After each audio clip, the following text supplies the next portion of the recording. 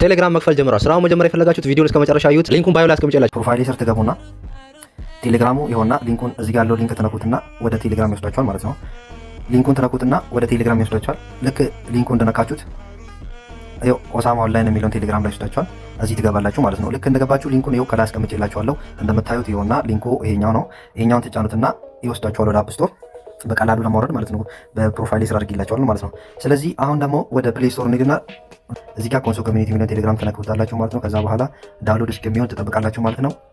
ከዛን አፑን ልክ እንዳወረዳችሁት እዚህ ጋር ኦፕን ትሉትና ከዛን ስታርት ትሉትና ስልክ ቁጥራችሁን ታስገባላችሁ ምናምን